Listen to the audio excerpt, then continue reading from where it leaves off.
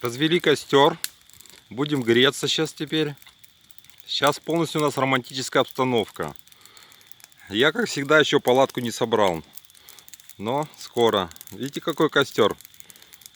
Немножко неудачно развели его прям под деревом, но я думаю, дерево влажное, не должно сгореть.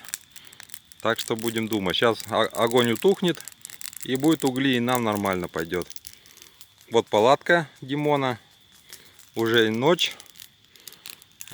И мы отдыхаем. Так что романтика полная с большой дороги.